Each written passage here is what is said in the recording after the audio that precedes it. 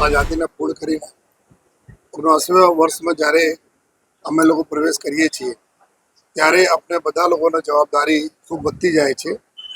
સાથોસાથ આજે જો સુરત શહેર પોલીસ પરેડ ગ્રાઉન્ડ ઉપર જો ધ્વજવંદનના કાર્યક્રમ થયા છે, આમાં જેટલા બી લોકો અહીંયા હાજર છે એના અમે આવકારીએ છીએ, એના ખૂબ અમે આભારી પણ છીએ, અભિનંદન પણ આપીએ છીએ।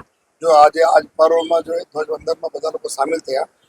સુરત શહેર પોલીસ સદૈવ જે રીતે દેશ આગળ વધે છે, રાજ્ય આપણા ગુજરાત રાજ્ય આગળ વધી રહ્યા છે, એમાં સુરતના બહુ જ મોટો એક ફાળો છે। અમારા એક આર્થિક રાજધાની તરીકે ઘણી બધી જવાબદારીઓ સુરતને છે અને સુરત શહેર પોલીસ એના માટે કટિબદ્ધ છે કે આપણે શહેરજનોના સુરક્ષિત રાખે અને સાથોસાથ વિકાસમાં હરણફાળ જો વધી કરી રહી છે સુરત શહેર, એના જો આપણા કોઈ પણ પ્રકારના કોઈ તકલીફો નહીં આવે।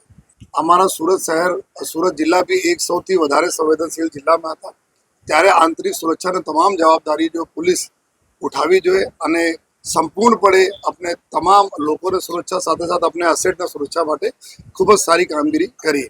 આપણા દરિયાકાંઠાવાળા વિસ્તાર છે, ઘણી બધી ઇન્ડસ્ટ્રીઝ છે, એના હિસાબથી અમે લોકોની જવાબદારી ઓર વધતી જાય છે।